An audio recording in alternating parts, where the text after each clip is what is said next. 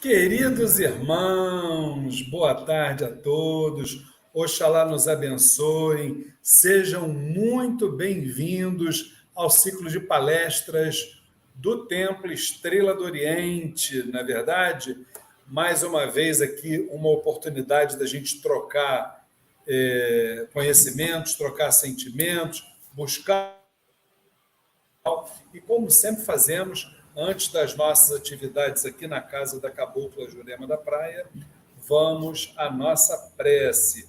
Vamos rogar a todos os guias e orixás, a todo o astral superior, permissão para o início dos nossos trabalhos, permissão também pedimos à dona desta casa, a grande representante deste universo de guias e orixás, que é a nossa mãe Jurema, também nossa mãe Flávia Barros, pedimos a bênção e também permissão para iniciar os nossos trabalhos, que possamos trocar sentimentos, trocar conhecimentos, sempre dentro de um respeito, de uma tolerância, de um amor fraterno, e que a partir de todas essas sagradas iniciativas possamos dar prosseguimento na longa estrada que ascenda através da qual um dia chegaremos todos aos pés do amantíssimo Mestre.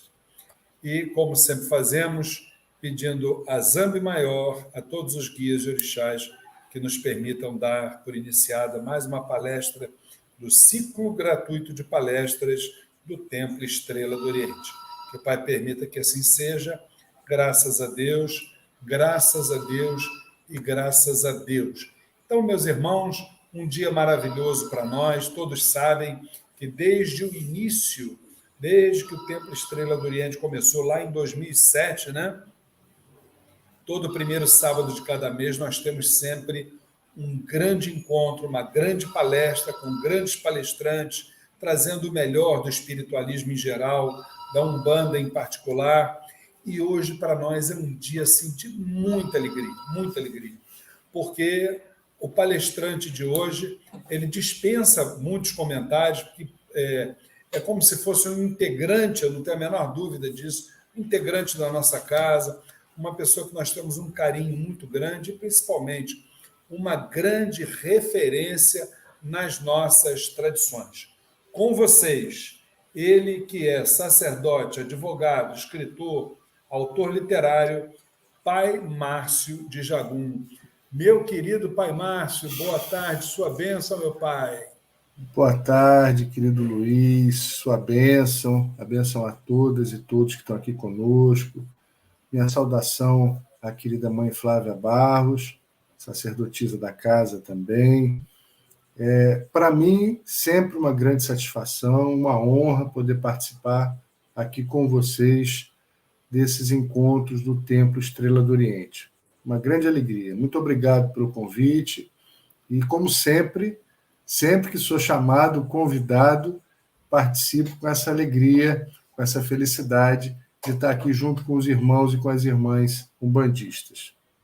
Com certeza, Pai, para o grande. Dia que nós temos Pai Márcio de Jagum é dia de aprendizado, a gente ficar aqui, olha, batendo palma direto. Meu pai, me diga, humanidade sacerdotal, o que o senhor traz para a gente no dia de hoje, meu pai? Pois é, Luiz. Às vezes, nós refletimos menos do que deveríamos sobre a atividade sacerdotal. Essa é uma temática que, para mim, é muito cara, não só porque eu sou sacerdote, mas porque eu acho que essa relação entre o sacerdote e a sua espiritualidade, o sacerdote ou a sacerdotisa e a sua comunidade, o seu próprio destino, o seu percurso existencial, merecem, de todos nós, muita atenção. Primeiro, eu gosto de pensar sobre o aceite. Né? O aceite. Eu me surpreendo muito quando me deparo com jovens, às vezes até com pessoas mais maduras, que quando se deparam com o chamado sacerdotal, tem uma verdadeira ojeriza, uma verdadeira repulsa. Muitos dizem, eu não quero isso para a minha vida. Isso é um fardo que pesou sobre mim. Deveria ter ficado com a minha mãe, com a minha avó, com a minha tia, e sobrou para mim. Não quero isso para mim, não quero isso para os meus filhos. E me chama a atenção. Não porque seja uma tarefa recreativa, não é. De fato, não é fácil, não é simples, mas acho que também não precisa pesar tanto. E é por isso que eu acho importante a gente conversar a respeito. A nossa religiosidade afro-brasileira, em especial, acho que o sacerdócio é muito peculiar e muito cheio de nuances em qualquer matriz religiosa. Mas no nosso, talvez, tenha algumas peculiaridades muito específicas. Nós praticamos uma religiosidade que foi violentada durante muitos séculos, que até hoje ainda é, vamos dizer a verdade, né? Ainda hoje há muitas perseguições. Vivemos uma religiosidade que sobreviveu graças à astúcia, ao heroísmo de heróis e heroínas, muitos deles anônimos, para chegarmos até onde nós chegamos aqui. Então, a gente precisa de braços, a gente precisa de pernas, a gente precisa de corações, a gente precisa de mentes dispostas a participar dessa jornada de, sobretudo, de resistência. Então, precisamos de pessoas que se disponham a isso. Mas não é necessariamente, ou não precisa ser necessariamente, um martírio. Não precisa ser só dor e sofrimento. Primeiro, eu acho que é importante a gente entender que o sacerdócio não é propriamente um castigo, mas também, por outro lado, não chega a ser uma grande missão. Eu acho também importante a gente pensar a respeito do tamanho da nossa tarefa, do nosso tamanho. Eu gosto de pensar que missão,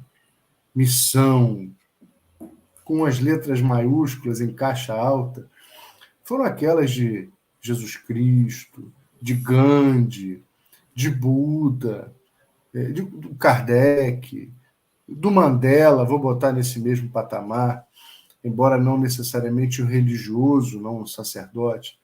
Eu acho que, no máximo, a gente tem, em vez de uma missão, uma missinha. Mas eu gosto mais de pensar, de nos pensar como tarefeiros do que propriamente como missionários. Eu acho que isso também nos bota num chão de realidade necessária para que as vaidades, para que os orgulhos, as pretensões não nos tomem.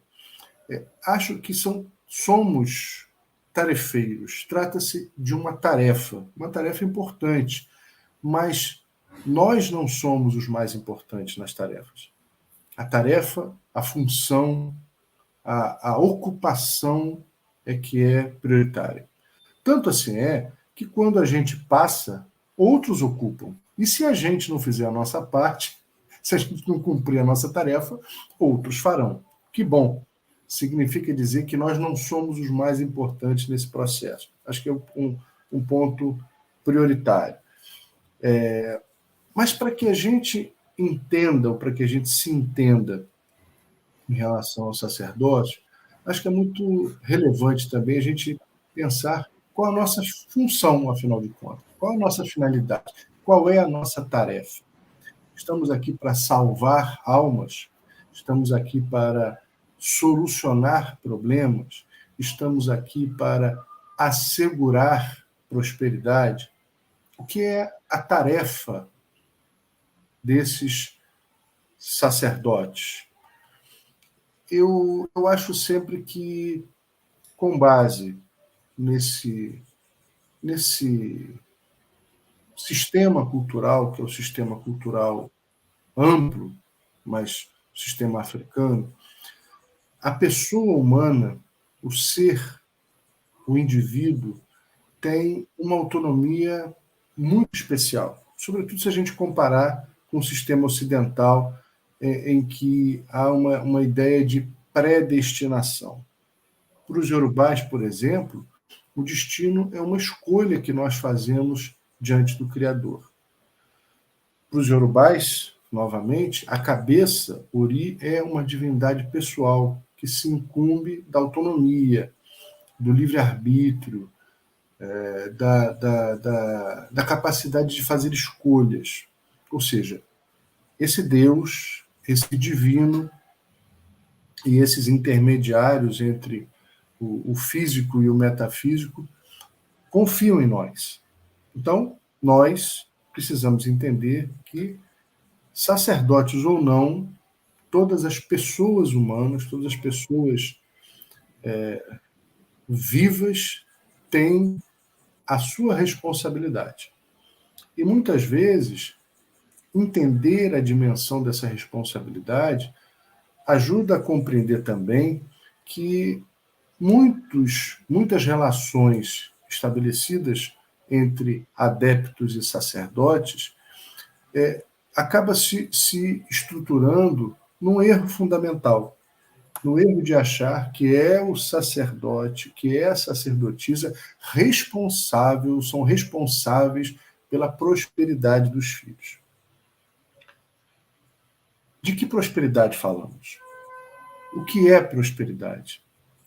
Afinal de contas, as nossas buscas, enquanto praticantes das religiões de matrizes africanas ou afro-brasileiras, têm como objetivo alcançar equilíbrio, alcançar harmonia, alcançar uma conexão harmônica entre nós e a natureza que está em torno de nós, entre nós e a natureza que nos ocupa.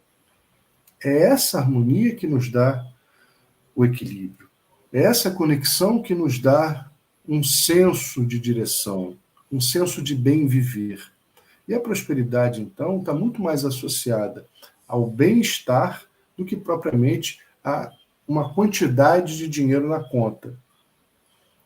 Muitas vezes, as pessoas vivem mal, não são prósperas, embora tenham uma vida rica, financeiramente falando.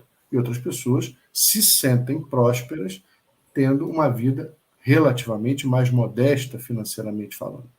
Ou seja, a prosperidade está muito mais ligada a bem-estar, a bem viver, do que propriamente a capacidade financeira.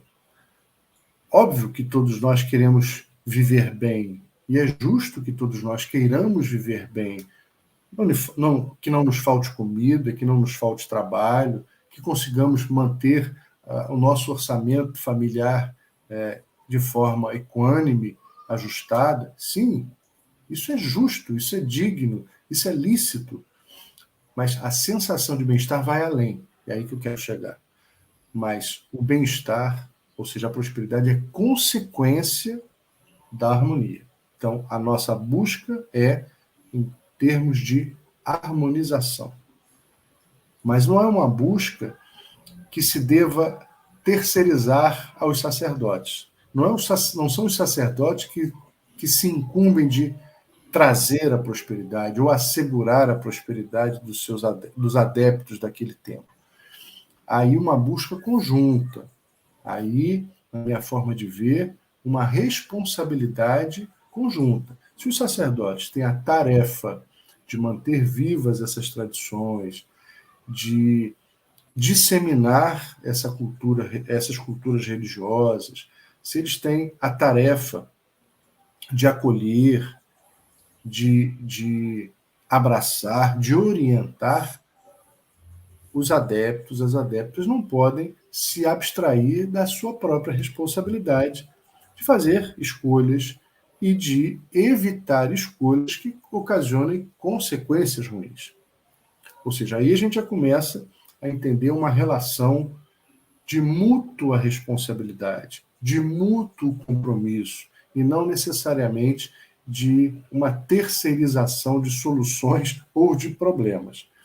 Acho curioso porque em nenhuma outra matriz religiosa, em nenhum outro templo, em nenhuma outra relação entre adeptos e sacerdotes, eu observo o nível de cobrança que se faz aos sacerdotes de matriz africanas.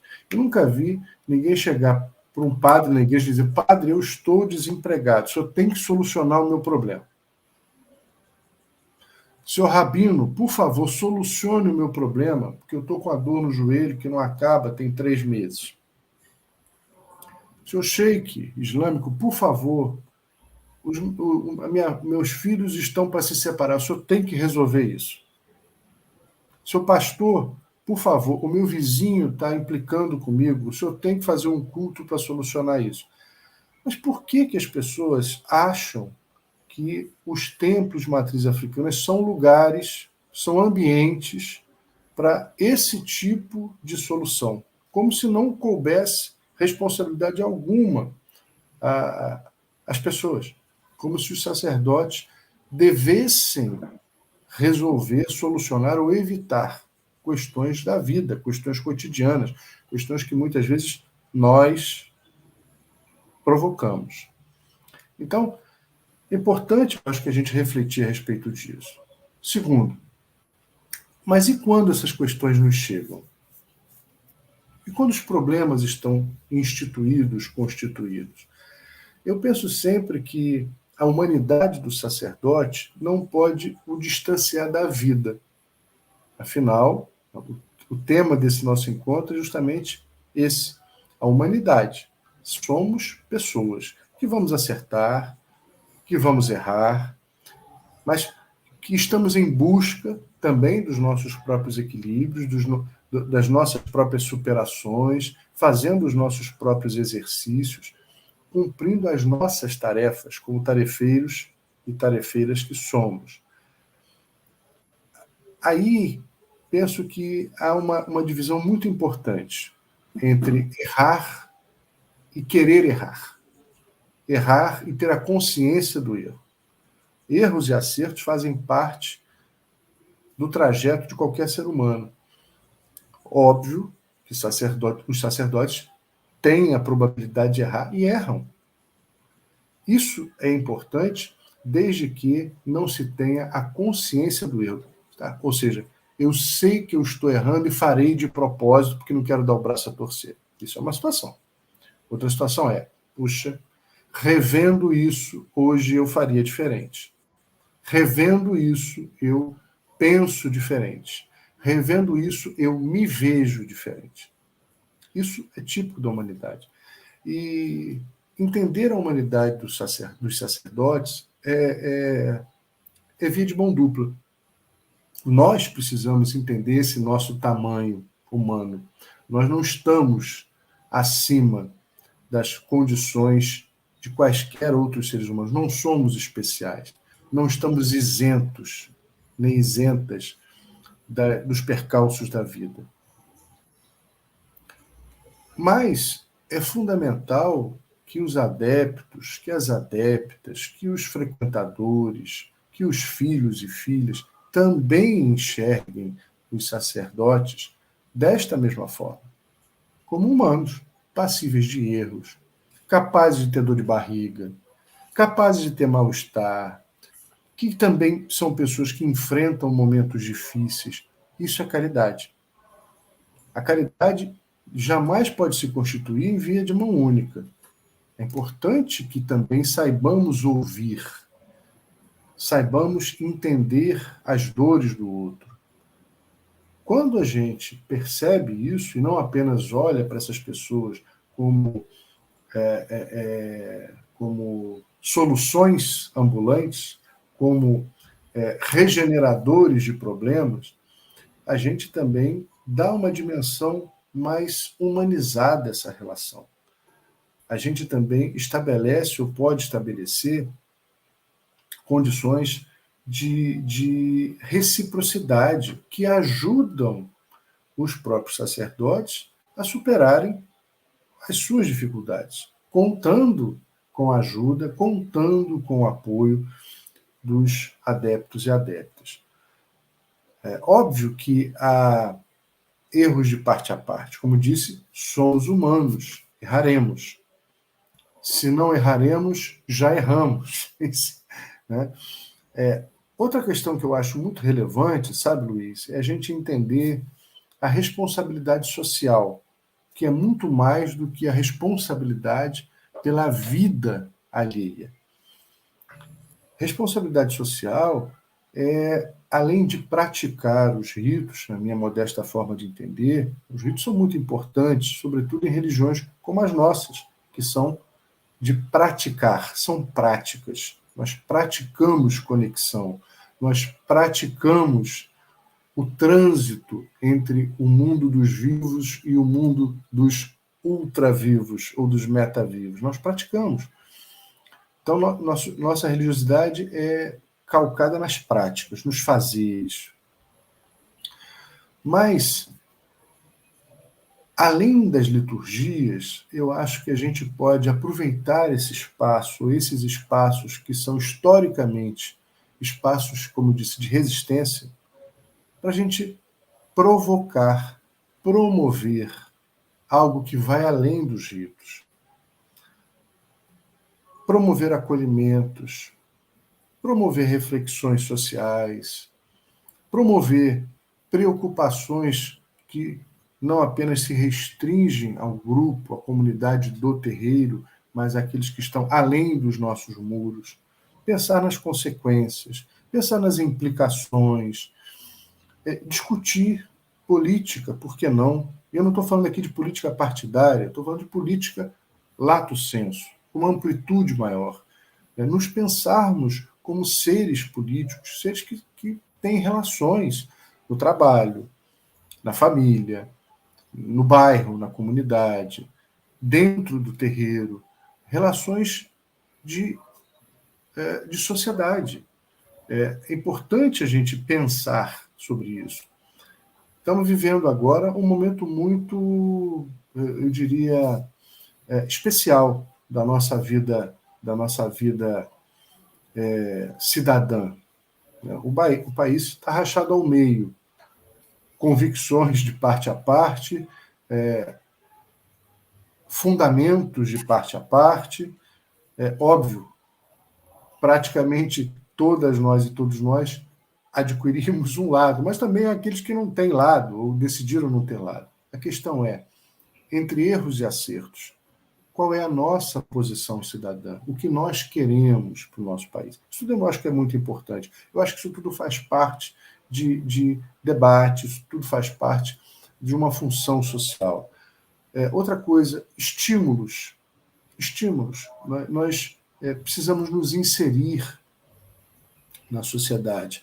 Durante todos esses séculos de práticas dessas religiões de matrizes africanas no nosso território, as nossas práticas sempre foram excluídas, sempre foram colocadas em um segundo plano de importância.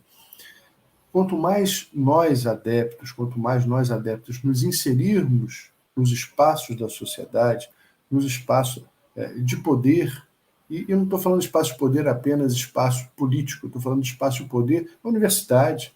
O espaço de poder é o trabalho, o espaço de poder é o bairro, o espaço de poder de discussão, de se entender, de compreender aquilo que a gente pratica. Isso também eu acho que é uma finalidade importante do sacerdócio. Né? Falar sobre propor reflexões sobre dramas que a nossa sociedade vive há tanto tempo, como o racismo, como a homofobia, como a violência à mulher, por exemplo. E eu discuto sempre, eu ressalto sempre, por exemplo, o quanto a Umbanda, nas suas práticas, é pedagógica nesse sentido. Há um amigo meu que escreveu um livro muito interessante, um pastor evangélico, que escreveu um livro a partir de uma pesquisa que ele fez entrevistando pombageiras. E as entrevistas são extraordinárias. Extraordinárias. O lançamento oficial vai ser agora, no dia 9. É o pastor Alexandre Cabral. O lançamento vai ser dia 9, lá na Lapa. E essas entrevistas vão revelando o quanto, pedagogicamente, a Umbanda serve de espaço para que essas mulheres ditas de vida fácil, discriminadas numa sociedade, lá dentro são chamadas de senhoras. Lá dentro recebem os afagos da sociedade, presentes, honrarias, até mesmo dos homens machistas. E lá, esses homens, essa sociedade vai reaprendendo a lidar com as mulheres, vai reaprendendo a respeitar essas mulheres, onde pretos e pretas, além de tudo velhos, dão conselhos a brancos, a brancas, a pessoas de quaisquer origens, condições financeiras, etc. E tal, sem jamais exigir uma conversão. Então, tudo isso acontece hoje nos terreiros de Umbanda. Tudo isso é uma forma que o sacerdócio é importante para que a gente atente para tantas coisas importantes que já são feitas. Outra questão que sem querer me alongar muito, eu sei que a gente vai ficar batendo a bola, né? Vai conversar, responder as perguntas. Uma outra questão que também me chama muita atenção em relação ao sacerdócio é a sucessão. A sucessão, que é uma questão muito dramática, muito sensível nos terreiros de Candomblé e de Umbanda. Qual o tempo? Qual o limite? Em que condições? Muitos importantes sacerdotes e sacerdotisas, depois do seu passamento, do seu atravessamento do portal da morte, não deixaram sucessores e os seus terreiros, as suas histórias, simplesmente não permaneceram neste mundo. Os seus legados são inesquecíveis, mas muitos terreiros desapareceram. Justamente porque essa transição talvez pudesse ter sido debatida na comunidade há mais tempo. Vivemos também uma tradição de que os sacerdotes devem apenas transmitir a gerência, a gestão da comunidade depois da morte. Mas também há muitos exemplos de pessoas que atravessaram enfrentamentos de saúde que os impossibilitaram de muitas coisas. E as próprias limitações, os próprios desgastes físicos os impossibilitaram, muitas vezes, de ter uma velhice mais acolhida pela sociedade e foram se desgastando até o final, sem condições, muitos sem aposentadoria. E os terreiros se sustentaram, muitas vezes, pelas tarefas que eram desempenhadas pelos sacerdotes, no candomblé, pelos trabalhos que eram feitos, ou pelas consultas oraculares. E como esses terreiros se sustentam? Essa é uma preocupação que não tem que ser do sacerdote ou da sacerdotisa. Precisa ser também um compromisso de todas aquelas que estão lá. Essas são condições ou questões que giram em torno dessa cadeira. A cadeira do sacerdote, que muitas vezes é chamada de trono. São questões que giram em torno desse lugar, que não é um lugar de poder, mas é um lugar de compromisso. Não precisa ser um lugar de vaidade, mas um lugar de generosidade. São pessoas que se sentam nessas cadeiras, pessoas que também precisam de acolhimento, que também precisam de apoio, que também carecem de compreensão, que também enfrentam as suas próprias dores. Essa humanização da função sacerdotal, eu acho que é fundamental para que a gente mude esse lugar. Esse lugar não tem que ser um lugar distante, tem que ser um lugar próximo da realidade, em todos os sentidos, em todos os sentidos. E quanto mais próximo da realidade, mais esse lugar pode ser útil, melhor pode haver o engajamento daqueles membros da comunidade. Enfim, Essas são questões iniciais que eu queria trazer aqui para a gente começar esse bate-papo, Luiz.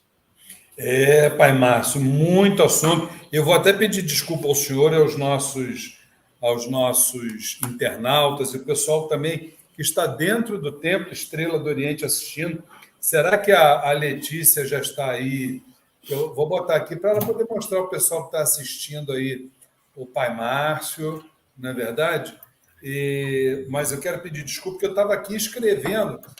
Brincando, eu fiz aqui 11 perguntas, gente. 11 perguntas para o Pai Márcio, que é tanta coisa importante. Deixa eu adicionar aqui a Letícia aqui na transmissão. Cadê a Letícia? Mostra aí o pessoal aí, que está todo mundo prestando atenção. Olha lá no telão. Deixa eu liberar o áudio aqui.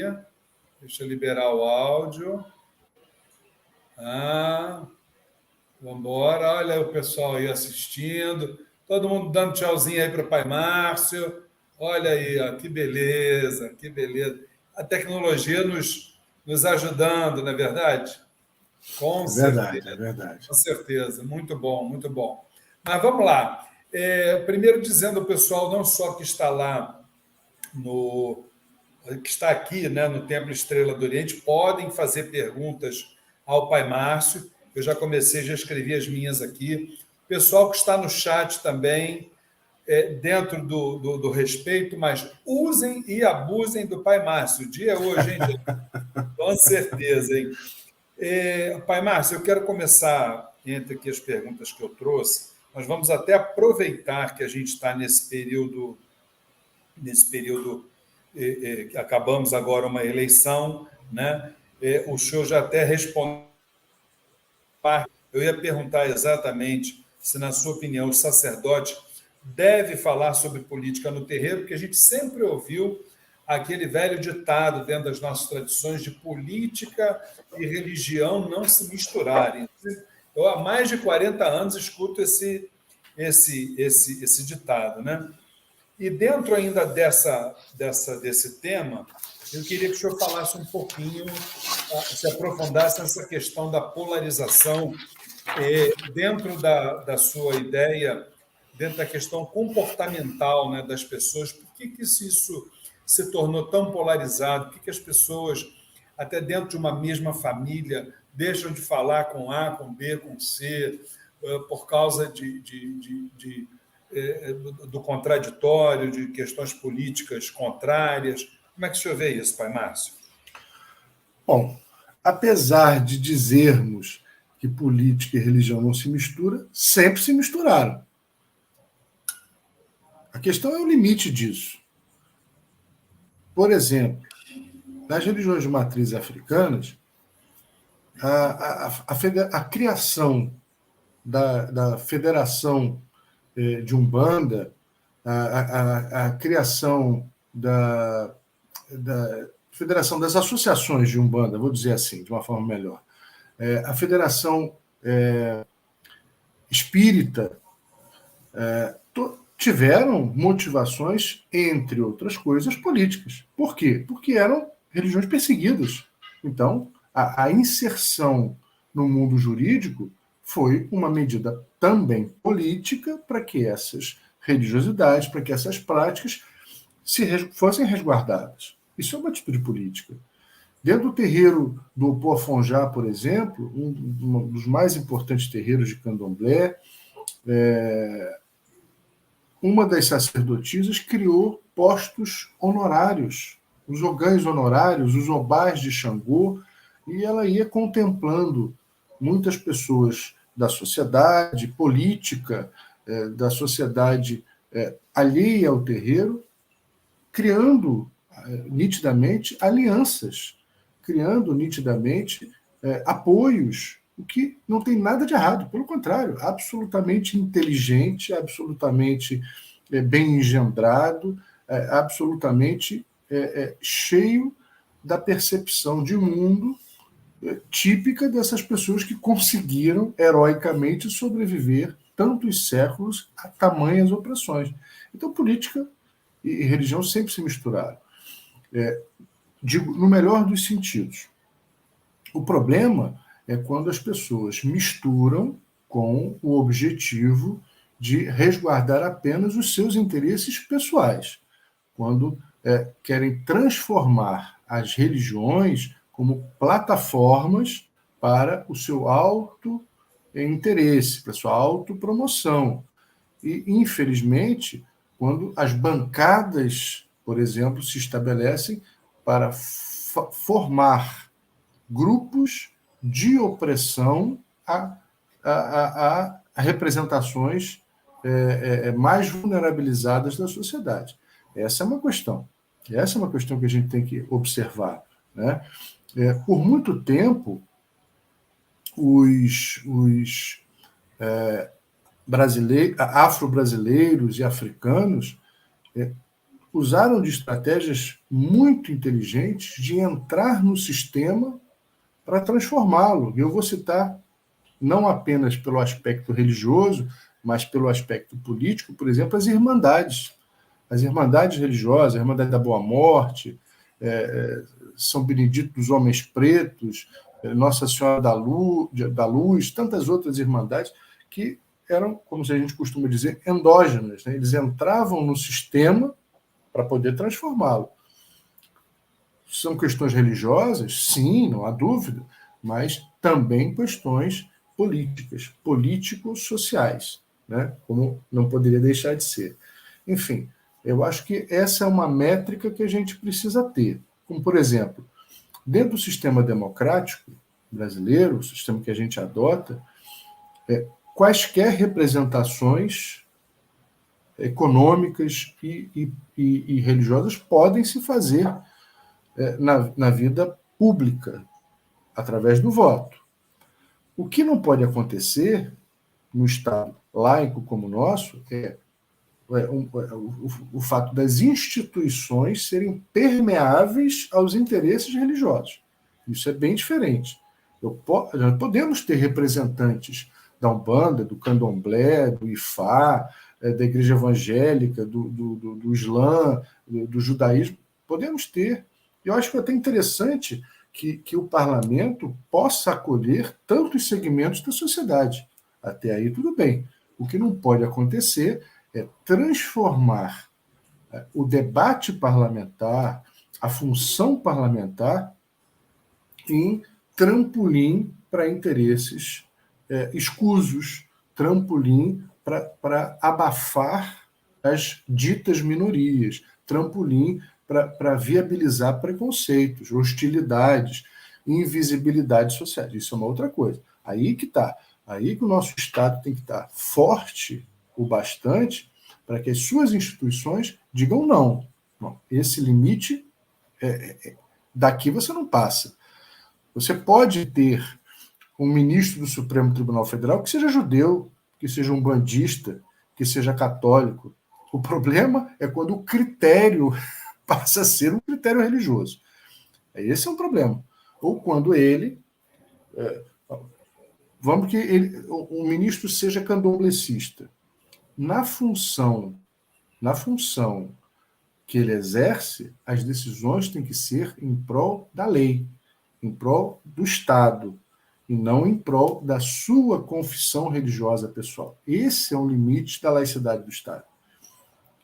Então, nada impede que alguém tenha uma pertença religiosa na vida pública. O problema é transformar a sua confissão numa imposição a toda a sociedade.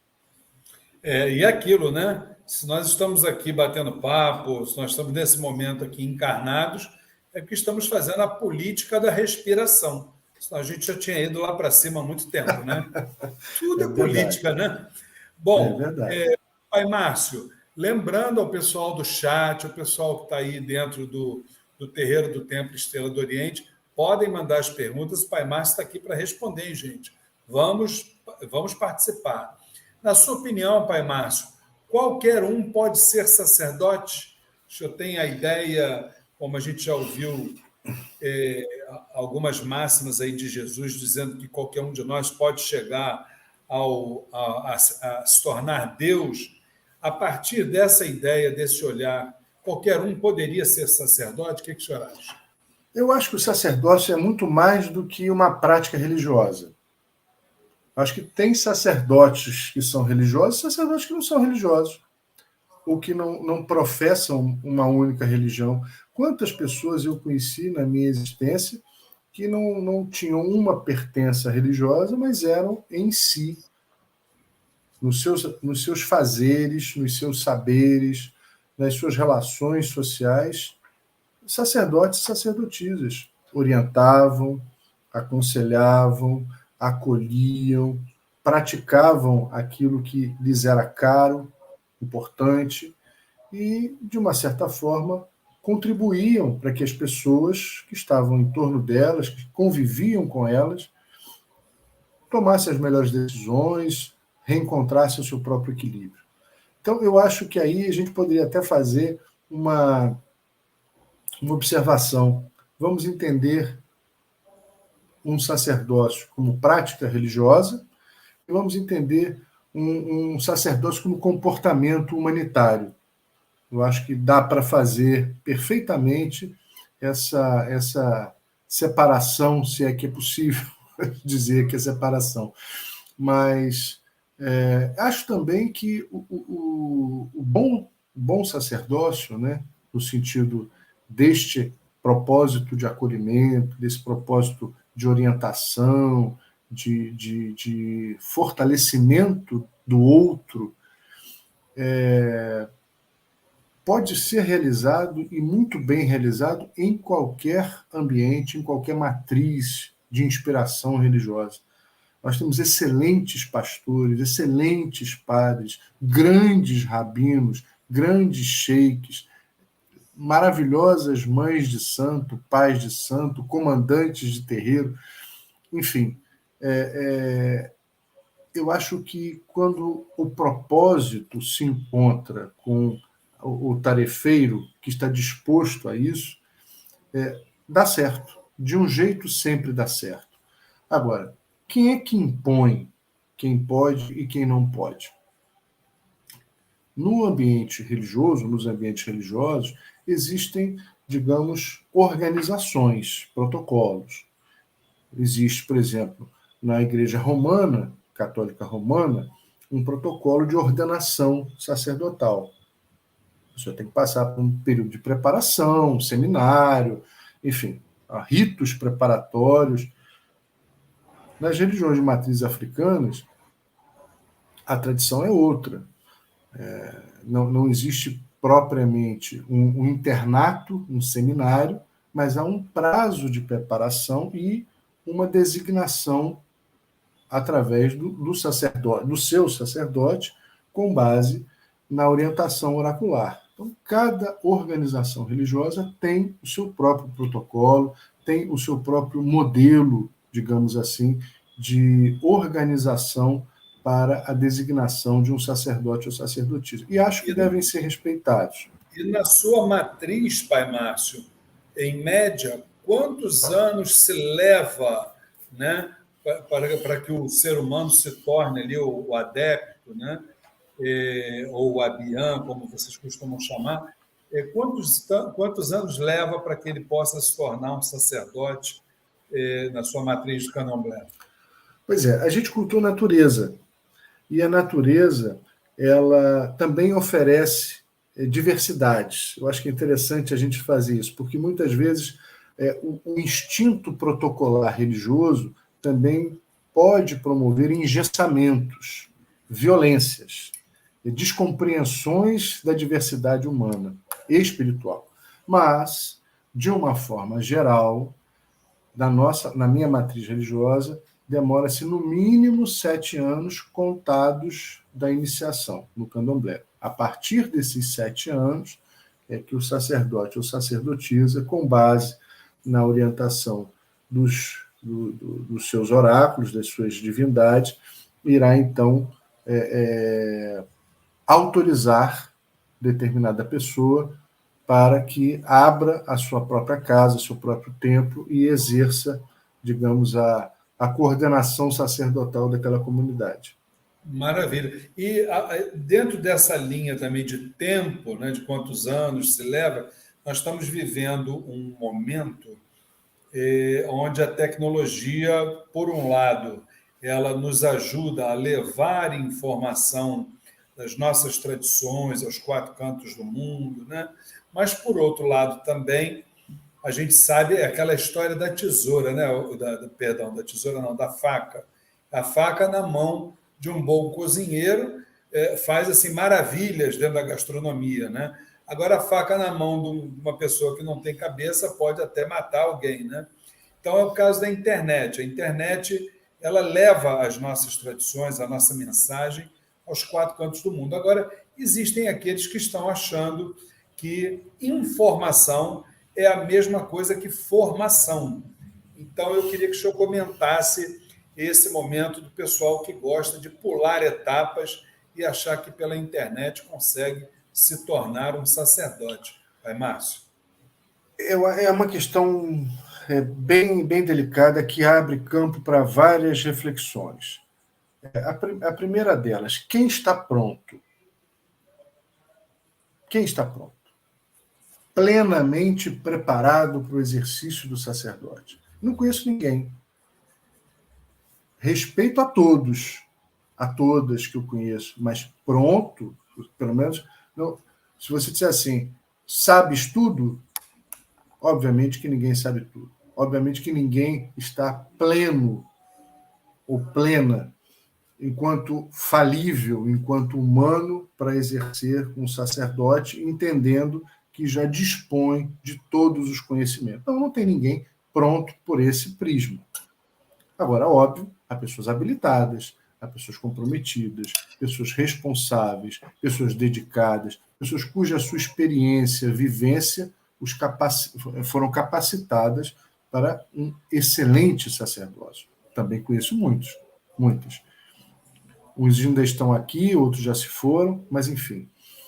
Essa ideia da plenitude, da perfeição, também merece algumas considerações. Ninguém é perfeito, ninguém nunca será perfeito. Então, esperar um momento em que eu esteja pronto, certamente esse momento não chegará. A gente precisa ir num processo que eu chamo de processo gerúndio, a gente ir fazendo. Vamos fazendo, vamos aprendendo, vamos lutando, vamos resistindo, vamos conversando, vamos tentando. É um processo gerúndio, né? Que, como a gente conversou até aqui, é uma série de questões, de fatores, de elementos para isso. A questão do preparo, né?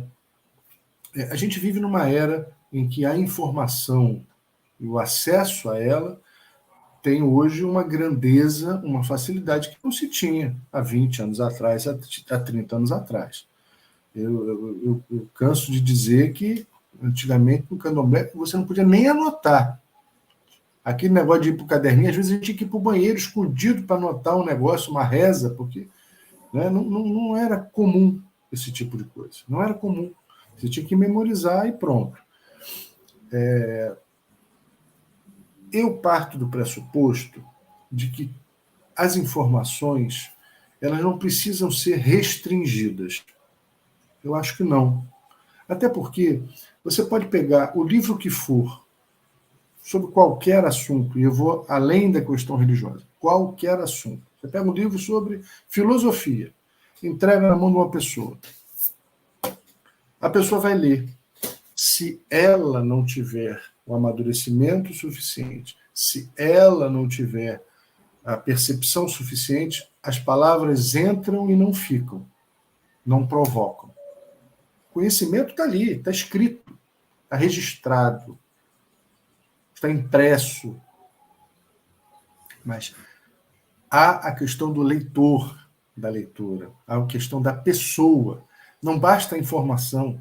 As pessoas acham que às vezes a informação é que tem que ser escondida. Não. A informação depende da pessoa. A pessoa é parte importante nessa conexão com o conhecimento. Você pode pegar o mesmo livro que você entregou para essa pessoa em determinado momento e oferecer de novo, anos à frente. Possivelmente, a relação que esta pessoa terá com aquele mesmo escrito vai ser outra. Então, onde é que eu quero chegar? É que sonegar informação, não responder às perguntas, insistir que esse não é o seu tempo, teimar dizendo que você não pode saber disso, ou não pode ler isso, ou não pode acessar aquilo, não faz o menor sentido. Toda pergunta merece resposta, desde que seja proporcional àquele momento. Se uma criança de 5 anos pergunta de onde eu vim, eu vou dizer para ela, não está no seu tempo de saber? Você não merece uma resposta? Me pergunte de novo daqui a 10 anos? Não, eu tenho que responder. Porque se eu não responder, ela vai buscar essa resposta de outra forma.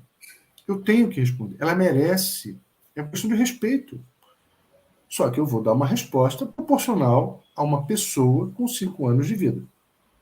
Quando essa mesma pergunta, essa mesma pessoa me fizer essa mesma pergunta aos 15 anos, eu posso dar uma outra resposta. E quando ela tiver 30, por exemplo, ela vai buscar outras formas de entender essa questão. Então, o conhecimento não pode ser sonegado. Tratar o conhecimento, a informação, como elemento de poder, como elemento de controle da sociedade, é grave. Pode causar uma distorção muito séria. Conhecimento não pode ser elemento de poder, de controle do outro.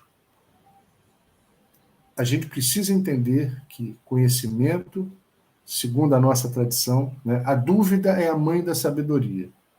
Se eu mato a dúvida, a sabedoria não nasce. Se eu matar a dúvida, a sabedoria jamais nascerá. Então a gente precisa trabalhar de uma forma respeitosa, de uma forma ponderada e oferecer a informação. É interessante porque, às vezes, quando a gente oferece muita informação, as pessoas até se desestimulam. É curioso isso também, né? Eu vejo isso muito. Quando você oferece, a pessoa não liga. Mas, tudo bem, é o momento dela, né? Faz parte também. Mas, segundo a interpretação que eu faço da nossa tradição, a tradição iorubá, a partir do mito da criação do mundo, esse poema vai narrando o momento em que o Criador resolveu criar um mundo, em que ele se desdobra nos elementos primordiais, no momento em que ele convida determinadas divindades que já pré-existiam à criação do nosso mundo para empreenderem essa tarefa, enfim. Mas esse poema, que é muito cheio de metáforas, de simbolismos, ele nos revela que Orun Minlá, que a sabedoria já existia antes do mundo ser criado, do nosso mundo ser criado. Ou seja, nós é que não acessamos, nós é que não enxergamos, nós é que não aprendemos a ouvir. Eu vou dar um exemplo bem objetivo. Vira e mexe, a ciência ocidental aparece como uma descoberta. Descobrimos que a planta tal tem um princípio ativo que serve para determinada coisa. Oh, legal, excelente, muito bom. Mas a planta já existia. O princípio ativo já estava lá. A gente é que não tinha descoberto. Então, eu faço essa metáfora em relação à sabedoria. Tudo que tem que ser dito, tudo que tem que ser conhecido, está posto. A gente é que não acessa, como se nós não conseguíssemos ler esses livros com a maturidade suficiente. Com certeza, Pai Márcio. Muito bom, muito bom, muito bom mesmo. Eu vou voltar ainda dentro dessa colocação que o senhor fez aí da cosmogênese divina. Eu vou lhe fazer uma pergunta daqui a pouquinho, mas quero primeiro fazer aqui a pergunta do César, que é médium aqui do Templo Estrela do Oriente, e ele faz a seguinte colocação para o senhor. Boa noite, Pai Márcio. Como fazer para levarmos ao terreiro a discussão sobre políticas sociais, sem que as pessoas confundam com política partidária? É a pergunta do César. Oi, César. Boa tarde. Muito obrigado aí pela sua contribuição, pela questão que você traz para nós. Eu acho que a diferença é bem significativa. Uma coisa é fazer campanha. Isso eu acho que é bem diferente, uma campanha em prol deste ou daquele interesse. Essa é uma questão. Outra questão é você trazer discussão de questões, de demandas sociais. Por exemplo, a gente está numa demanda social grande em relação à inscrição no CRAS, o Cadastro Único de Assistência Social. Essa é uma demanda social. Quanto mais os terreiros puderem discutir isso, se organizar, buscar instituições e lograr caminhos para isso, melhor. Estamos aí diante de questões relativas à formalização dos terreiros. Luiz sabe que eu gosto muito de usar essa expressão, não de legalização, mas de formalização. Por quê? Só aqui abrindo parênteses. Quando eu digo que vou legalizar o terreiro, eu parto do pressuposto que ele é ilegal. Mas ele não é ilegal. Ele só não era formal.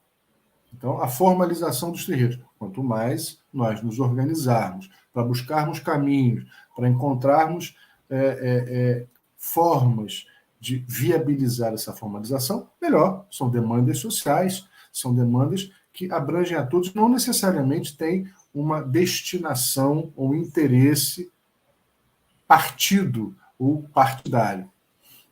Acho que é por aí. Muito bom, muito bom. Temos aqui no chat a nossa querida mãe Luci Alves, sua bênção, mãe Luci. Ela pergunta aqui para o senhor: Pai Márcio, qual o seu ponto de vista? Os membros de uma família espiritual, todos trazem algum conhecimento, porém mesmo que ainda raso. Boa tarde, mãe Luci, sua bênção. Prazer imenso tê-la aqui com a gente. Essa é a questão da importância de valorização do outro, da valorização da troca. Quando a gente, por exemplo, abre oportunidade para esse tipo de discussão, como o Luiz está promovendo aqui, discutir sacerdócio, discutir violência doméstica, discutir racismo, discutir homofobia, é importante que, ainda que se leve, que se convide alguém, como, por exemplo, hoje foi o meu caso, para propor reflexões, que todos, como estamos fazendo nesse momento, todos possam participar, perguntar, fazer suas próprias colocações, propor as suas próprias reflexões, ou seja, é importante integrar conhecimento. Todo mundo sai fortalecido com isso. É bom para toda a comunidade. As pessoas se sentem valorizadas.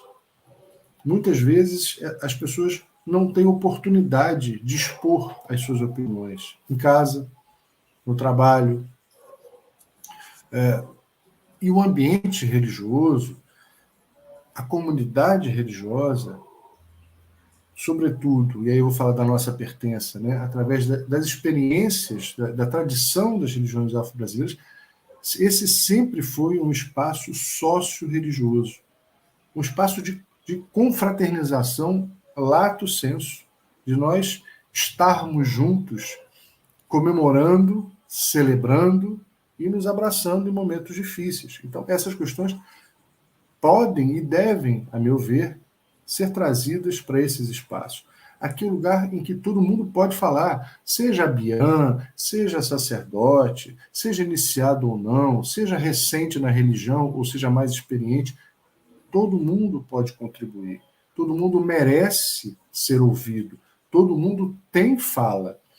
Ninguém está concedendo fala, ninguém está dando voz. Não, todo mundo tem voz, de uma forma ou de outra. Né? Então, esse é o espaço em que todas essas vozes podem e, como disse, devem se fazer presentes. Maravilha. Temos aqui também a participação do nosso querido Pai Edson Serra. Boa tarde, Pai Edson, sua bênção. Ele pergunta aqui: Pai Márcio, na sua opinião, a tarefa sacerdotal é irrenunciável? apontada pelos oráculos, como lidar com a possibilidade de o adepto não desejar assumi-la? O livre-arbítrio sempre ponderar? Pai Edson, sua bênção, uma alegria tê-lo aqui com a gente, obrigado pela sua contribuição. Eu acho que, analisando de uma forma bem ampla como nós nos relacionamos com o nosso Criador, pela perspectiva das religiões de matriz africanas, e como esse Criador se relaciona com a gente, eu observo que esse Deus não é um Deus interventor, não é um Deus que faz de nós marionetes. Não é. É um Deus que confia em nós, que nos oferece uma divindade pessoal, por exemplo, como Ori. É um orixá em mim, em nós. Cada um tem o seu. Se Xangô é o Deus da justiça, dos trovões, se Omolu é o Deus da saúde, da doença, se Ogum é o Deus da guerra, da forja, da agricultura, Ori é um Deus que tem por regência, por atribuição, nos conduzir pelo nosso próprio destino. Se o Criador nos dotou desse grau de liberdade de escolhas, se nos dotou desse grau de discernimento, e nem ele interfere, porque eu nunca vi o dedo de Deus dizer, volta para dentro do terreiro. A gente volta porque às vezes os nossos guias dão aquela empurradinha na gente. Os orixás dão aquela catucadinha na gente para ver se a gente... Mas esse Deus não faz isso. Não faz. Não é função dele fazer, nesta perspectiva religiosa. Então eu acho sim, por mais que às vezes seja triste pela nossa forma de ver alguém renunciar ao sacerdócio, por mais que a gente lamente, e aí é um lamentar humano, sim, eu acho que todo mundo tem direito de entender o seu limite. Agora, qual o critério, quais os motivos pelos quais a pessoa vai chegar a isso, também não me cabe julgar. Né? Eu acho que, em determinados momentos, renunciar é um ato de grande sabedoria, de grande desapego ao poder, de grande percepção estratégica para a sociedade. Cada caso é um caso. Repito, não nos cabe julgar. O Marcos Alexander, que é nosso filho espiritual aqui no Templo Estrela do Oriente, pergunta: Pai Márcio, segundo a sua visão, qual seria nos dias atuais o maior desafio enfrentado pelos sacerdotes das religiões de matriz africana? Antes do Pai Márcio responder, eu vou dizer, Marcos, que o Pai Márcio certa vez me disse aqui dentro do Templo Estrela do Oriente, que eu nunca mais esqueço na minha vida. Ele disse assim, Luiz, que eu fui chorar as mágoas com ele, né? Naturalmente. Eu tenho que chorar as mágoas com os meus mais velhos, sem dúvida nenhuma. E ele disse assim para mim, Luiz, calminha, muita calma nessa hora. Nós não somos melhores nem piores do que ninguém. Nós somos apenas diferentes. Pai Márcio, com o senhor.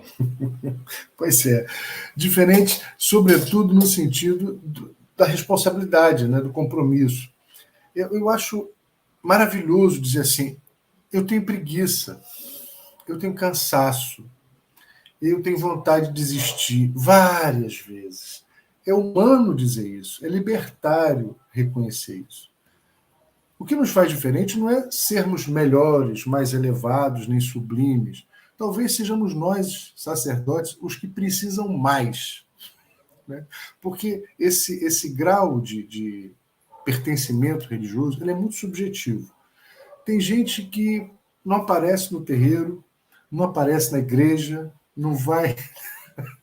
e se sente bem, está feliz consigo mesmo, está equilibrado, está vivendo a vida, está bem.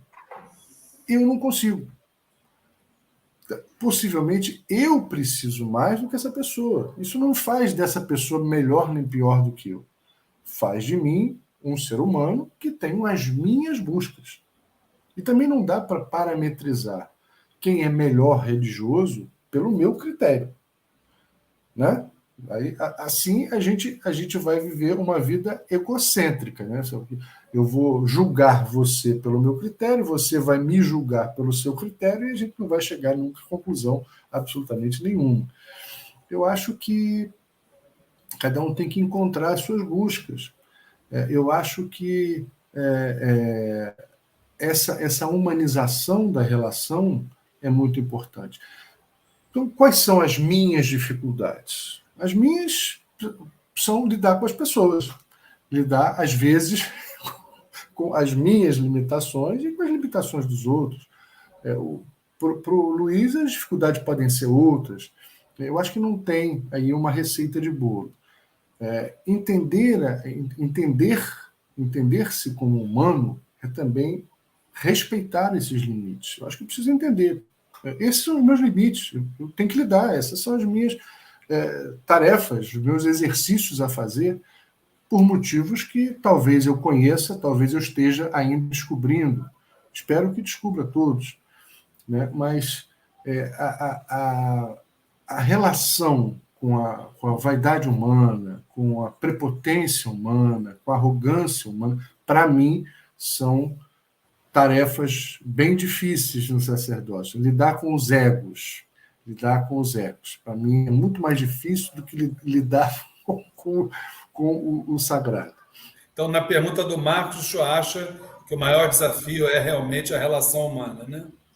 Sim. Na minha forma de entender, essa é a maior dificuldade. E aí, dentro desse recorte, o senhor é favorável à remuneração financeira do sacerdote, como já acontece, por exemplo, na Igreja Católica, na Igreja Evangélica, entre outros, que a gente muitas vezes desconhece. O que o senhor acha?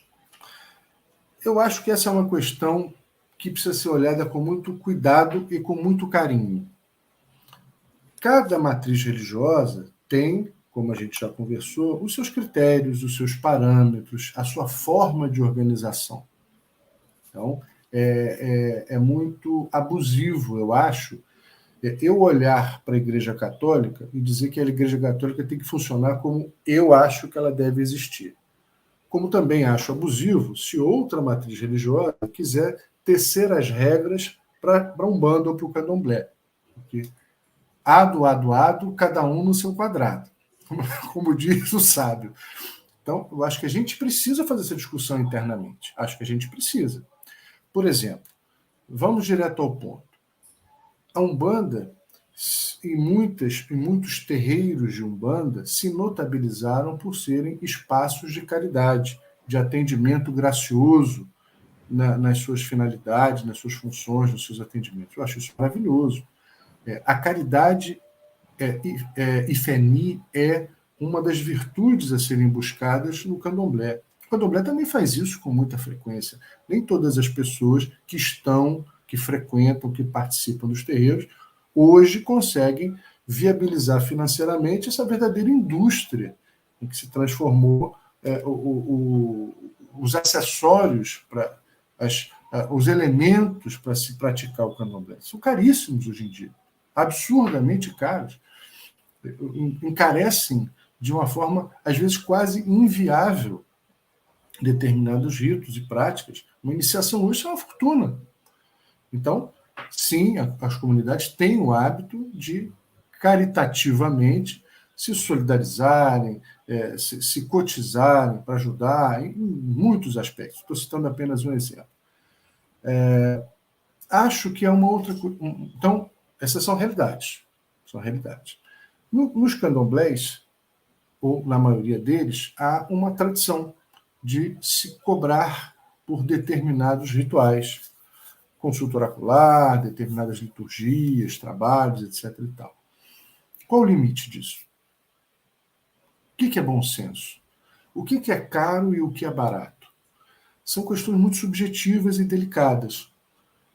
Acho que o caro é o que torna inviável. O barato, o excessivamente barato, é o que torna desvalorizado, o que não tem valor. não necessariamente pecuniário. São limites subjetivos, repito. Mas há um terceiro fator que eu acrescentaria a essa discussão. Muitas vezes, nós entendemos, reconhecemos e naturalizamos sacerdotes de outras religiões terem remuneração por determinadas tarefas. O ministro da igreja, o padre, que vão celebrar determinados ritos, um casamento, um batismo, recebem lá, ou o templo, a igreja recebe, o pastor recebe, o rabino recebe. Mas por que só quando a gente se refere a sacerdotisa ou sacerdote das religiões de matriz africana, não? Esse não pode cobrar. Esse tem que fazer de graça. Até que ponto há aí embutido também um preconceito do tipo, a religião do preto, a religião que veio da África, tem que continuar a prestar serviços sem remuneração? Até que ponto não vai aí estruturalmente um preconceito socio-racial religioso? Há que se pensar, porque só esses sacerdotes é que não podem cobrar. E quantas vezes nós nos arvoramos a dizer isso? Por que eles não podem ter uma vida digna? Por que eles não podem viver sem estar no vermelho, no cartão de crédito, no cheque especial? Por que eles não podem viajar? Por que não podem comprar um carro? Por que não podem? Porque os outros podem. Então, repito, há que haver bom senso, um limite. Mas eu acho que essa é uma discussão que precisa ser feita. Não tem aqui a menor pretensão de dizer se está certo ou se está errado, quanto que tem que ser, tabela para cima, tabela para baixo. Não tem a menor pretensão sequer de dizer que tenho a razão, absolutamente. Mas acho, conforme a questão trazida aqui, que esse é um assunto, é uma temática que precisa ser debatida de uma forma ampla, de uma forma honesta, de uma forma respeitosa e, novamente, pertinente ao tema, entendendo a humanidade dessas pessoas. Porque só essas pessoas devem prestar serviço e não podem ser respeitadas como prestadoras de serviço. Entendam, o vocábulo valorização, valor, tem uma semântica, tem um entendimento, tem uma decodificação simbólica bem mais ampla. Eu não estou falando aqui apenas de valor pecuniário, mas estou falando de respeitabilidade, de valorização lato sensu. E eu já ouvi uma vez o senhor falar também uma frase, também me fez pensar bastante, né? O senhor disse assim para mim uma vez: olha, eu prefiro vender livro do que vender ebó. Na ocasião, eu vi o senhor me falando isso. Isso dá a dimensão do quão ético é o seu sacerdócio, mas eu também queria colocar aí vamos dizer assim, uma pitadinha de um tempero para pensar sobre isso, que eu sempre falo aqui, principalmente quando a gente está no curso Umbanda Sem Fronteiras, quando se fala na palavra caridade. Pensar o que realmente é a caridade. Se o ato caritativo é apenas aquele ato que você, quando está passando na rua, a pessoa está com a mão estendida, você tira o dinheiro do bolso e deixa na mão da pessoa e vai-se embora, se aquilo ali é um ato caritativo em toda a sua plenitude. Se o ato caritativo é apenas e tão somente a pessoa chegar na sua casa de umbanda ou de candomblé, ser atendida e não se cobrar nada pelo atendimento, ou o seu ato caritativo ele vai mais, ele vai além, ou seja, o acolhimento, o saber ouvir, o saber dialogar, entender, se colocar no lugar do outro. Então, acho que isso aí são questões que a gente precisaria realmente jogar e trazer para uma discussão, para que a gente possa entender em toda a sua plenitude, mais uma vez falando, essa questão da caridade. O que o senhor acha, Pai Márcio? Como eu disse, Ifeni, a caridade é uma das virtudes a serem buscadas por nós, pela perspectiva do candomblé, pela matriz iorubá, africana. Ifeni, a caridade, é também uma prática das religiões como a Umbanda, como o Catimbó e outras matrizes que não necessariamente africanas. A caridade é indispensável no ambiente religioso. Ainda que se cobre pelo ebó, e não acho que seja absurdo que se peça uma contraprestação em relação a isso, em determinadas ocasiões, também acho indispensável que, diante da necessidade premente, se faça o que se tem que fazer de forma graciosa. Eu não penso em absoluto que seja impossível uma consulta oracular sem uma contraprestação financeira. Não, eu acho que se pode e se deve fazer, quando é necessário. Acho que se pode e se deve fazer qualquer tipo de atendimento em quaisquer religiões, independentemente da contraprestação financeira. Mas acho também que bom senso é o primeiro a ser celebrado, o primeiro a ser reverenciado. Sem bom senso, nem Exu. É o primeiro orixá, bom senso. E, por exemplo, quantas vezes, até para fazer caridade, a gente precisa ter que pagar a conta de luz do terreiro. A gente precisa ter papel higiênico e sabonete no banheiro para atender as pessoas que vão lá. A gente precisa ter vela. A gente precisa ter vassoura para varrer o chão e ter um mínimo de higiene, de apresentação, de acolhimento saudável, de acolhimento generoso, compatível. Então, muitas vezes, as pessoas que vão ao terreiro, até mesmo os adeptos, frequentadores assíduos, precisam discutir, rediscutir essa questão da situação da caridade, da generosidade em via de mão dupla. Não é só a casa que tem que estar à disposição. A casa tem que estar à disposição, isso é indiscutível. Mas a casa vai além das paredes, dos muros, dos cômodos. Casa também, lato sensu, compõe ou é composta por pessoas. As pessoas precisam se entender como corresponsáveis pela manutenção desses ambientes. E isso, no nosso mundo, requer condições financeiras. Repito, tudo com limite do bom senso, do acolhimento e evitando a inviabilização das nossas práticas, evidente. Se você me permite, Luiz, só para trazer aqui se você me permite, uma curiosidade. Alguns anos atrás, diante desses preços, eu diria até certo ponto, absurdos dos produtos, dos elementos que são utilizados na nossa pertença no candomblé, eu propus à nossa comunidade algumas mudanças. Disse, olha, vamos fazer o seguinte, gente, vamos parar de comprar os nossos adeis, os nossos cabeças dos orixás, né, os coroas dos orixás, em determinadas lojas, estão fazendo aquilo muito caro, inviável. Vamos começar a resgatar um artesanato ritual, litúrgico, né? Um artesanato, uma arte sacra, que é tecer essas roupas, elaborar esses elementos com um pouco mais de modéstia, mas sem que haja mau gosto, dentro do nosso terreiro.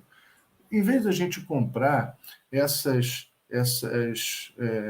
bacias de porcelana, com fio de ouro, a gente possa fazer os nossos assentamentos em cabaças. Mas muitas pessoas da própria comunidade não se adaptaram a isso. Diziam, não, mas logo na minha vez, pai. Logo na minha vez. Eu quero dar o melhor para o meu orixá. Eu falei, dê.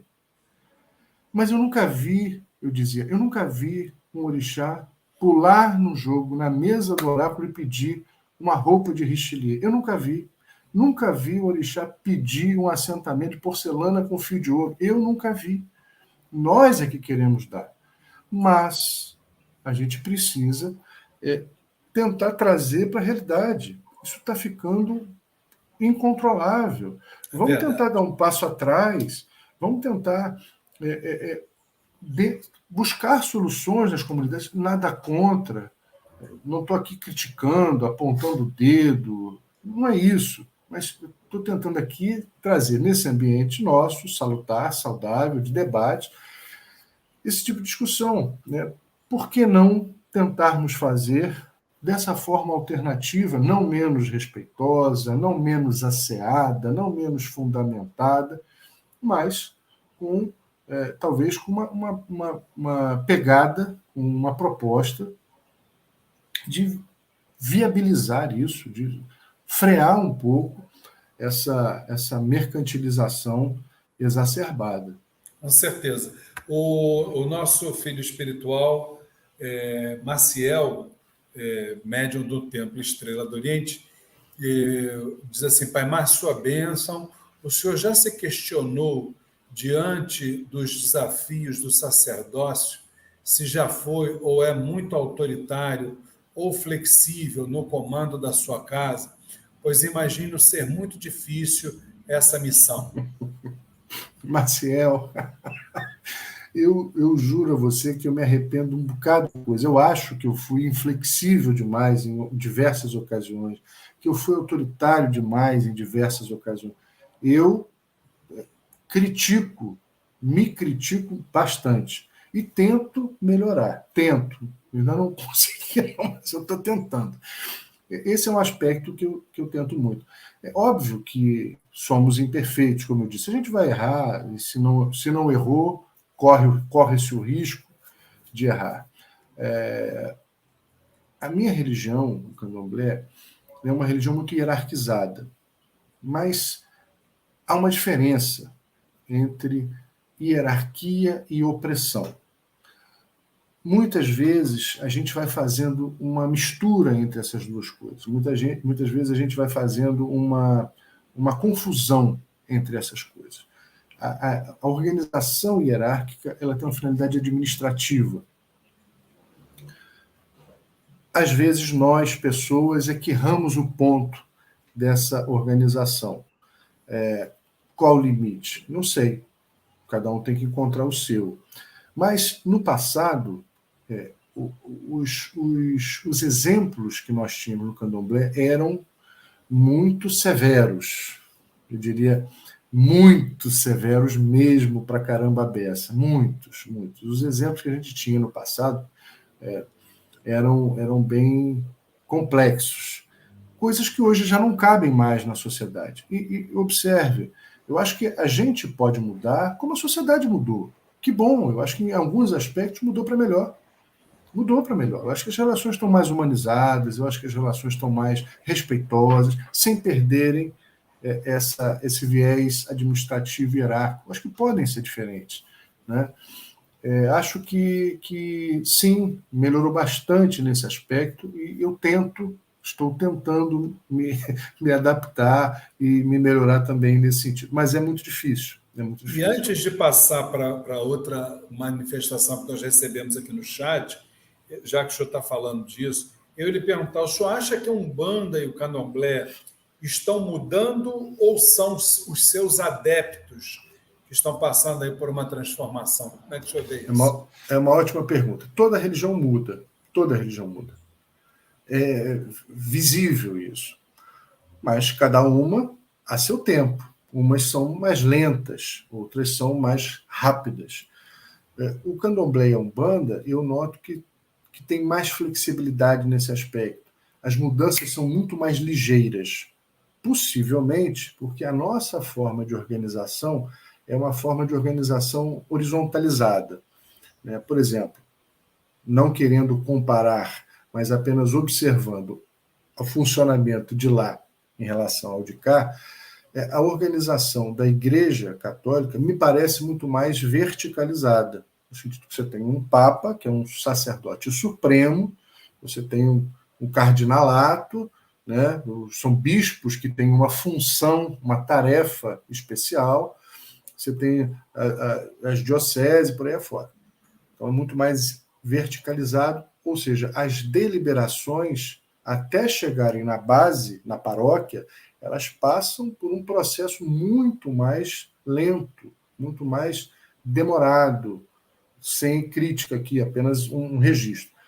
Mas nós, como somos uma organização, ou temos uma organização horizontalizada, cada sacerdote é o papa do seu terreiro, é a papisa do seu terreiro. Então, bastou o pai de santo se convencer, mudou, acabou. Ainda que haja algumas dificuldades eventuais de adaptação da comunidade, a palavra final está ali, é a última instância.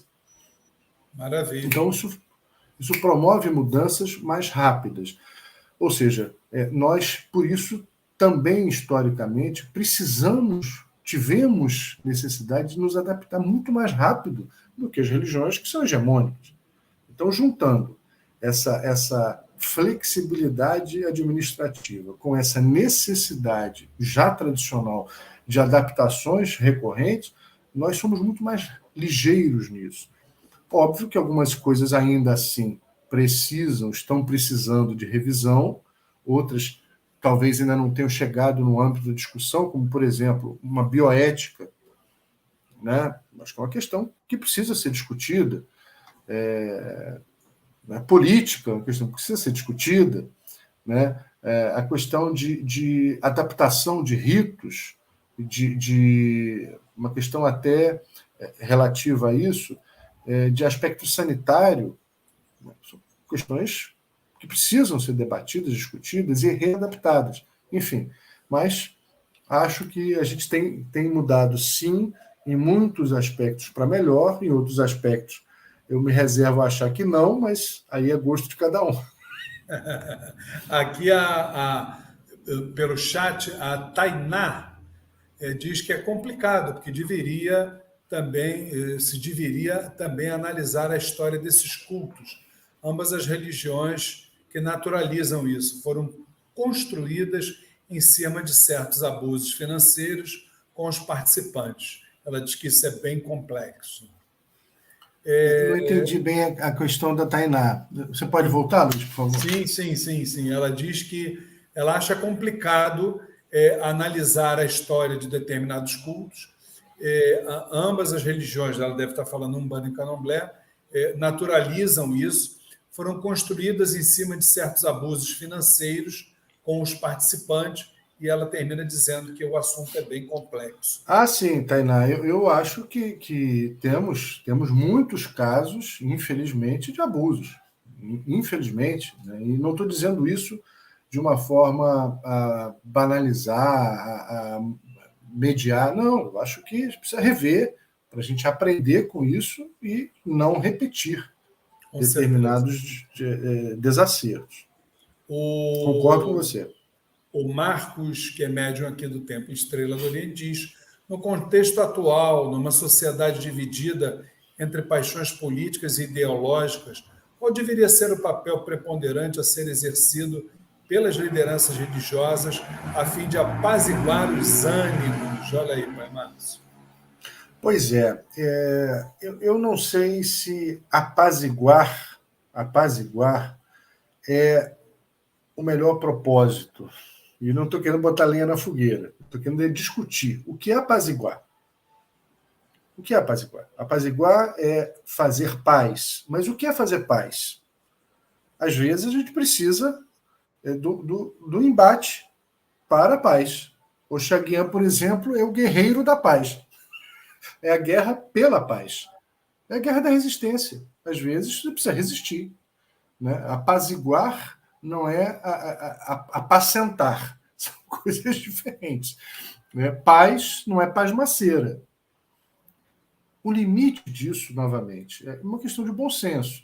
Eu acho que a gente pode fomentar, num ambiente como esse, que você, Marcos, citou muito bem, né? A nossa realidade, é o nosso momento. Eu acho que, mais do que fomentar discussão, né? Porque aí, se a discussão for no propósito de convencer ou de converter, possivelmente a gente não vai chegar a consensos.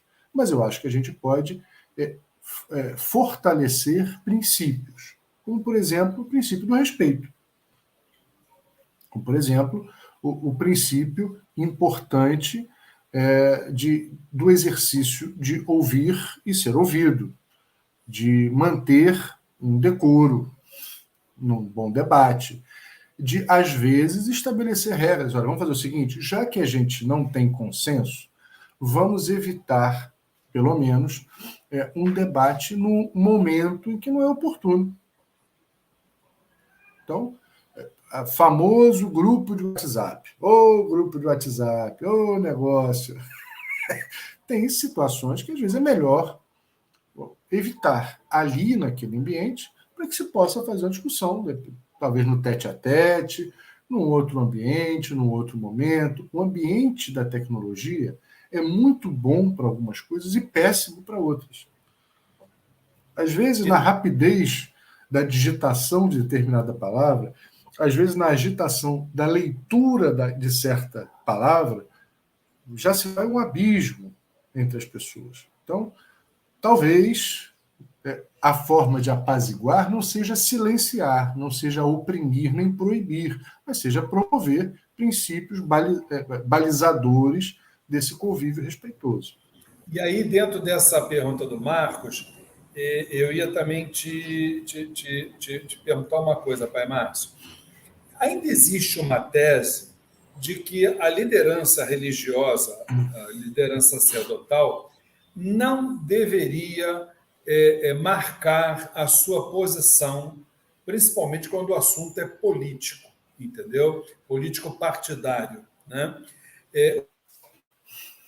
Acho que todos nós temos as nossas posições e que elas devem ser colocadas, como, por exemplo, o senhor fez ainda recentemente, antes desse último pleito, quando o senhor manifestou de forma absolutamente respeitosa, o que lhe é peculiar, a sua posição em relação aos dois candidatos que foram para o segundo turno, inclusive justificando a sua posição. Eu queria saber exatamente do senhor. O senhor acha que o sacerdote, nessa hora, ele não tem que se manifestar, ou ele tem, além do direito, ele tem o dever também de se manifestar, não só para o seu, vamos dizer, para a sua rede, como também de uma forma geral? Eu acho que faz parte da responsabilidade social. Melhor seria se todo mundo concordasse comigo, talvez, mas nem todo mundo concorda, e esse também é um exercício fora de brincadeira, né? Mas é um exercício, né? Eu acho que a gente tem que aprender a lidar com a diversidade, lidar com opiniões diferentes. Volto a dizer, princípios balizadores das relações sociais, das relações de comunidade, não podem ser suprimidos. Respeito. As pessoas podem ter opiniões diferentes, mas o respeito é fundamental. Segundo, evidentemente que o líder ou a líder de uma comunidade religiosa tem um compromisso, uma responsabilidade com a organização desse grupo. A forma, a maneira como ela pensa, como esse sacerdote pensa, é a forma como ele tem que agir. Ele responde à sua consciência. Então, é coerente que se tome posições de acordo com o seu conceito pessoal, desde que seja honesto. Eu acho que o pior problema é quando a pessoa foge à honestidade da sua própria consciência. Estou fazendo isso por aquilo. Não, vamos lá. Eu acho que tem que ser coerente com ele próprio, com a sua cabeça. Nem que ele se arrependa depois, mas eu acho que é digno que faça. E se esse sacerdote ou sacerdotisa entender que naquele momento é um momento extraordinário, especial, é um momento em que os riscos são maiores do que as exposições, que ele tome a decisão, que ela tome a decisão que achar coerente com a sua forma de pensar. Na nossa religiosidade, não aconteceu diferente. O Brasil está dividido e grande parte dos religiosos matrizes africanas optaram por um candidato, optaram por outro, enfim. Eu tenho a minha opinião, expus a minha opinião, respeito e, felizmente, não perdi amizade nenhuma por opiniões diferentes. Não perdi amizade e não quero perdê-las. Converso abertamente com as pessoas que pensam diferente de mim, quando a gente tem oportunidade, de forma respeitosa. Tenho a minha opinião, defendo a minha opinião, mas não tenho pretensão de converter ninguém, nem de convencer ninguém de que eu estou certo. Eu fiz aquilo que eu acho coerente com a minha forma de pensar. Vivemos um momento que eu acho muito, muito especial. Na história, a gente tem várias circunstâncias, né? Algumas mais graves, menos graves. Essa é uma situação realmente muito especial, né? Nunca o Brasil, num pleito eleitoral, teve uma posição como essa, tão dividido e tão radicalizado. Acho que a gente precisa, sim, discutir princípios, acho que a gente precisa discutir princípios, acho que a gente precisa discutir questões balizares para a nossa pertença religiosa. Acho que isso é uma discussão importante. Eu posso até ter um convencimento pessoal, mas estrategicamente, onde é que isso vai nos levar? Consciência é isso. Consciência é pensar além de mim. É pensar em consequências, pensar em redores ou arredores. Então, acho que a gente tem que ter uma consciência cidadã, uma consciência social. Ainda que eu pense diferente, ainda que eu tenha críticas, estrategicamente, isso onde vai nos levar? E aí não é questão de dor de cotovelo, se eu acho mais bonito, mais feio, né? Qual o menos pior ou o melhor, mas é pensar coletivamente. Eu acho que essa é uma grande questão. Bem, nós já estamos indo aqui para o final da nossa palestra, o que é bom durar pouco, mas ainda temos aqui algumas perguntas, algumas colocações, e o nosso querido Pai Márcio ele vai responder a todos, mesmo que de forma mais objetiva, mas vamos lá. Aqui o Maciel, em relação ao convívio no terreiro, como lidar com o ego de cada um e como perceber a persona que vestimos para sermos aceitos no convívio do terreiro, pois a vaidade hoje chega sorrateiramente, mais ou menos por aí. Bom, como eu disse, essa questão talvez seja uma das mais árduas no convívio em comunidade. Eu acho que quando a gente baliza o outro pela nossa realidade, óbvio que a gente pode cometer erros. Talvez a melhor saída seja entender as formas como as pessoas podem contribuir. Tem pessoas que são mais habilidosas, têm mais aptidão para determinadas tarefas. Outras não. Outras têm para determinadas finalidades diferentes. Quando a gente passa a entender o outro, quando a gente passa a olhar o outro pelas suas peculiaridades, pelas suas diversidades, talvez a gente possa conviver melhor. Porque eu vou fazer o seguinte, eu queria que você fizesse isto, mas isso você não gosta de fazer, você gosta de fazer aquilo. Então tá bom, faça aquilo, mas faça bem feito. Entender o limite do outro é também aprender a respeitá-lo. Então, talvez seja essa a grande saída para que cada um faça de per si esse exercício. Maravilha. O egocentrismo é perigoso por essa razão. A Kelly Ferreira só faz um comentário, sua bênção, Pai Márcio, concordo plenamente, simplicidade não é impróprio, ao contrário, é realeza. A Denise diz aqui, pedindo a bênção novamente, dizendo que os orixás dela foram todos assentados de forma sustentável e econômica, e ela tem a certeza que eles ficaram absolutamente satisfeitos. Olha só. Axé, Denise. Beijo, Pai Jagum abençoe. Aqui a Tainá, corrigindo o que a gente fez lá, falando lá sobre a pergunta dela anterior, diz assim, eu estava falando sobre o financeiro nas religiões citadas anteriormente, não com a Umbanda e o Candomblé. Tá bom, Taina, obrigado. Muito bem, tá explicado aqui. O Fabrício Oliveira, sua bênção, pai. Meu avô fazia gira nos anos 80, acho que é isso, né? Na rua Doutor Bulhões, no Engenho de Dentro. Mas só de 3 anos para cá adentrei de cabeça. O que o senhor acha sobre a falta de busca ao conhecimento formal em nossa prática? Fabrício, Pai Jagum nos abençoe, sua bênção. Eu acho que buscar conhecimento, buscar respostas é sempre muito válido, em qualquer ambiente. Dentro da Umbanda, do Candomblé, do Islã, do judaísmo, da Igreja Católica, em qualquer ambiente. É importantíssimo, na minha forma de pensar, entender os porquês, entender as origens daquilo que a gente pratica. E as nossas religiões, aí falando mais sobre o Umbanda e Candomblé, são muito ligadas a fazeres. Os símbolos estão em elementos, estão em temperos.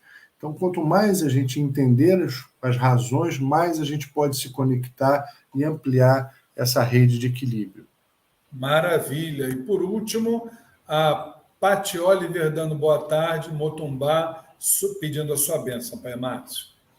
Pai abençoe, minha filha, um beijo grande. Oxalá seja por nós. E agora eu vou pedir lá a Letícia para mostrar os médiuns aí do Templo Estrela do Oriente. Cadê a Letícia? Vamos lá, Letícia. Cadê o pessoal aí dentro do terreiro aí, assistindo o Pai Márcio?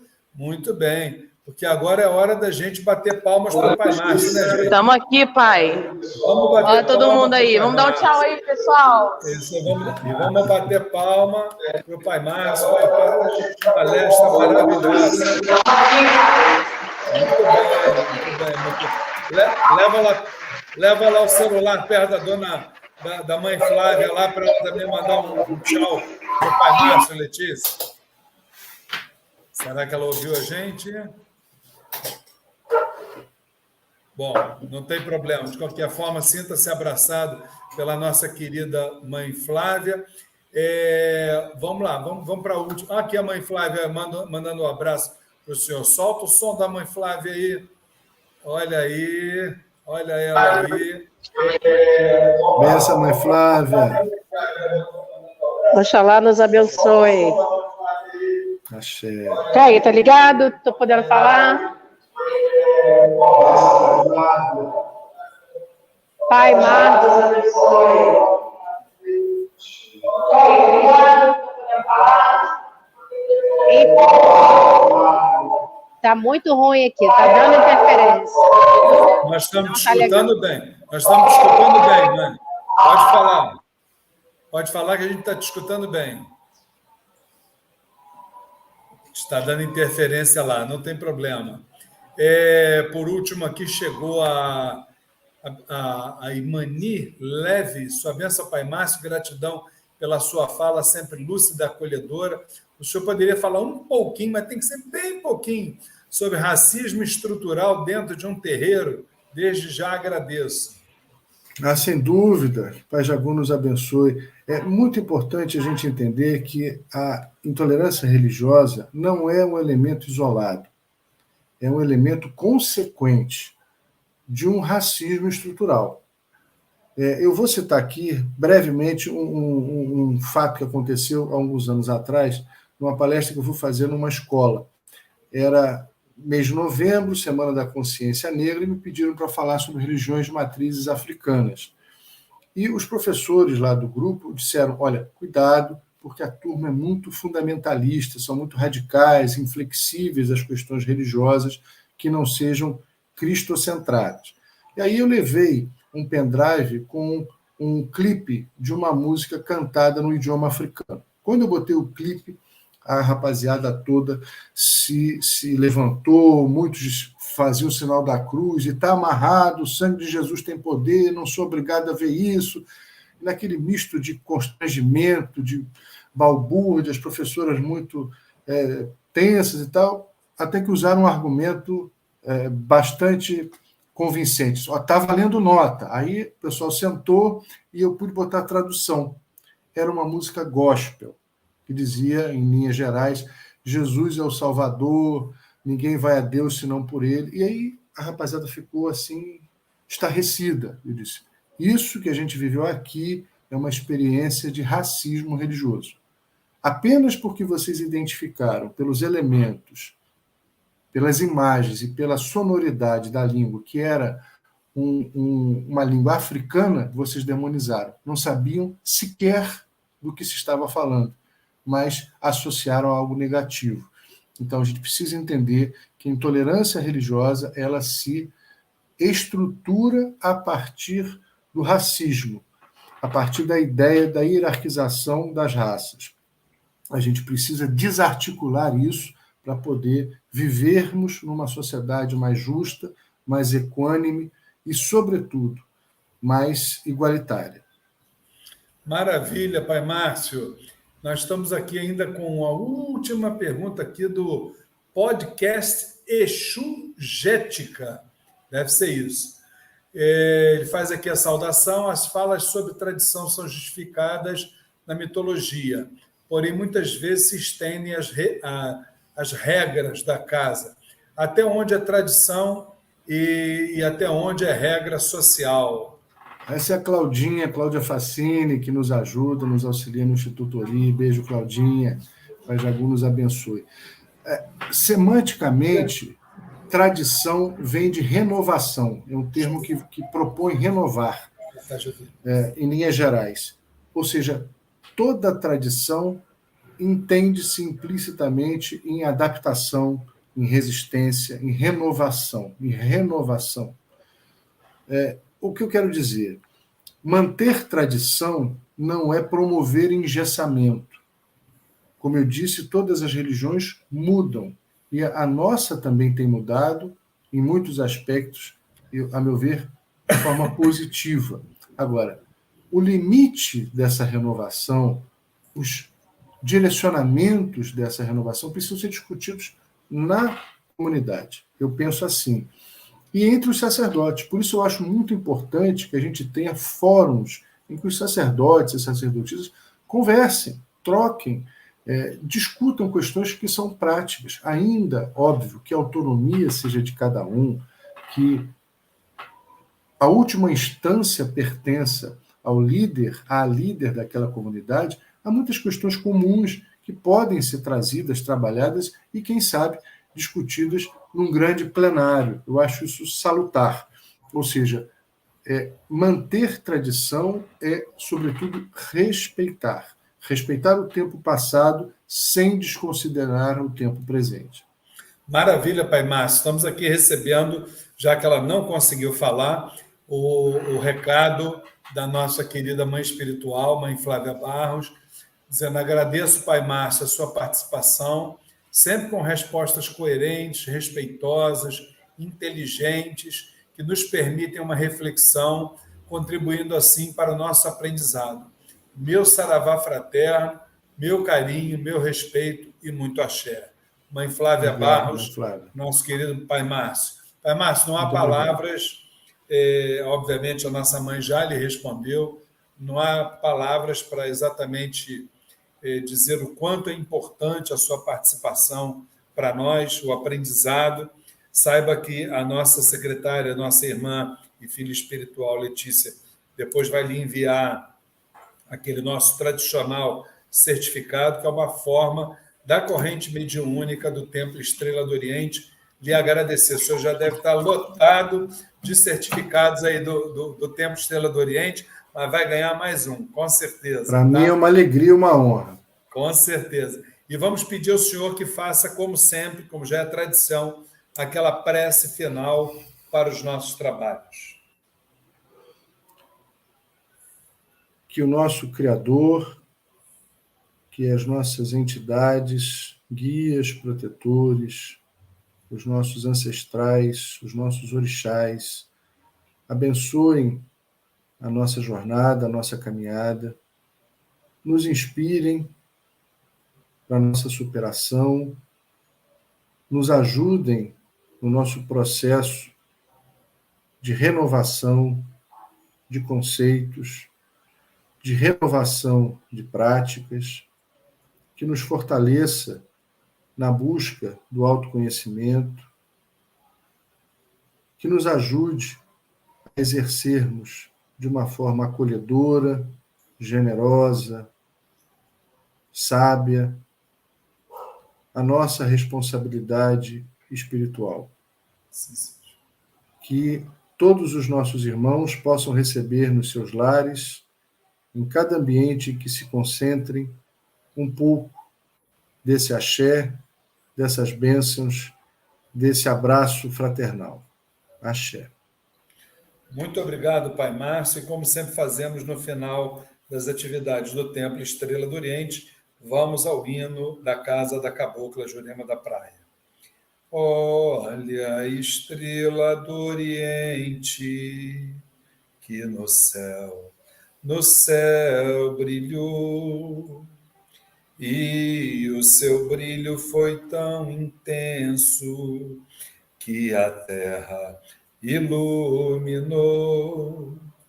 Estrela que guiou os 3 reis magos, mostrando para o mundo Salvador.